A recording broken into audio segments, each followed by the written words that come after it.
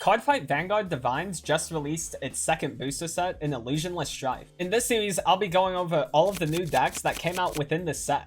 This video will be talking about the new Dark States ride line, Blangdmire. Blangdmire is the new main antagonist of Divine Season 1, and it is built to bind cards from its soul and the opponent's rearguards to gain more power and gain access to its Divine skill, which shuts off the opponent's abilities and perfect guards. The main grade 3 is Fated 1 of 0 Blangdmire. Whenever it attacks, you combine 2 to 4 cards from your soul, you draw a card, and it gets plus 5k power for every 2 face down cards in your bind zone, and if you bound 4, then the opponent has to bind 2 of their rearguards face down. Its Divine skill, however, at the start of guard step will gain a crit, turns off the opponent's sentinel abilities for the turn, and the opponent loses their Vanguard's abilities until the next turn. So Blangdmire is a very loaded card with next to no cost to it. It makes the opponent be more careful about their board state at the end of their turn because Blangdmire will bind their units and most decks cannot get them back. The Divine skill is very powerful by shutting off the opponent's abilities, sentinels, and giving it a crit. And combine this with the high power Blangdmire will naturally reach, it will force a ton of cards from the opponent's hand in order to stop the attack. For the grade 1 and 2 in the ride line, they do essentially the same thing. Whenever you ride over them, you reveal top 3 of your deck, you put all grade 1 and higher cards into your soul, and shuffle the rest back into your deck, and if you put 2 or more cards, you draw a card.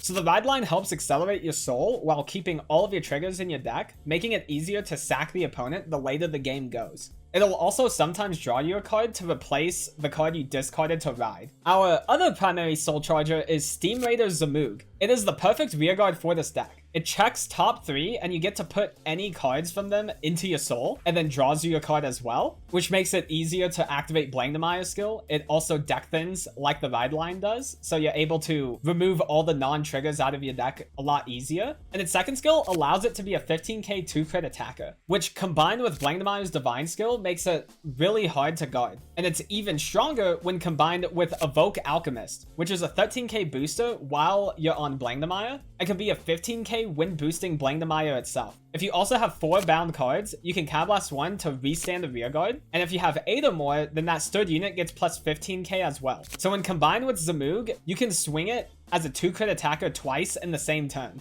and the second attack being minimum 30k power as well. The combination of these two plus Blangdmire can start forcing the opponent to make awkward guards because they don't want to take 2 damage at once. It gets even scarier during Divine Skill turn as well, shutting off Sentinels for Zamoog. And the last primary card of the deck is Single Strike Shatter Colossus, which can be a 23k beater and can accelerate your bind while drawing a card. Randomly hitting it off Vacant Fang when you ride up to Blangdmire is also very strong. It just doesn't work the same way when you ride from Hollow Raptor, since Colossus requires you to be on Blangdmire in order to bind. You can also discard it early to put back into Soul with Servant Valkratia later in the game. For the Regalis piece, Gratias Gradle is a good Regalis piece in here, since the deck is very Persona Ride reliant to have the pressuring numbers it needs in combination with the crits and the Sentinel guard restricts the deck will have. For the overtrigger, Blangdmire can really play any of them effectively. In this deck, I'm playing Ida's Faro because it can recycle a piece you need back to hand and be an additional critical, making Blangdmire lethal from 3 damage, breaking through the opponent's shield. Gamagaheld is also a good choice because it will consistently make Blangdmire base 2 crit the entire game.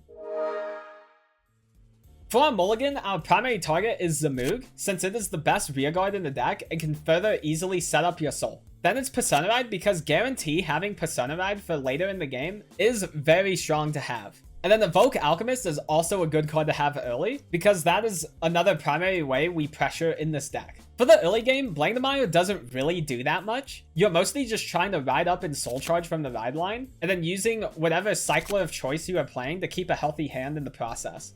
On turn 3, Blangdmire wants to start applying more pressure to try to get the opponent to a lethal range for Divine Skill. You want to proc as many Colossuses as possible and potentially utilize the deck's pressure of Zamoog and Evoke Alchemist to start applying more pressure. And then from turn 4 onwards, you want to hold on to Divine Skill for as long as possible. You basically only want to use it when your opponent is guaranteed dead to it, or you don't have another turn after this. Zamoog and Evoke Alchemist are really important to have, and you do gain access to Lamina to find whatever piece you are missing.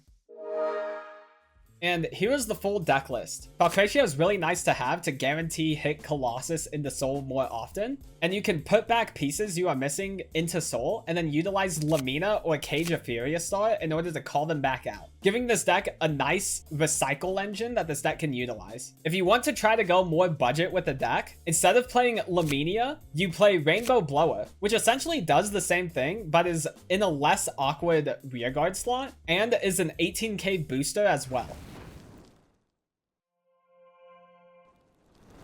Blangdmire is one of the most hyped decks in the set because of how strong some of the cards individually are. It is also a deck with a high chance to keep getting support because it is a main character deck in Divines, which makes an early investment in the deck even better for you. And that's it. Like, comment, subscribe, all that jazz. I'll see you guys in the next one.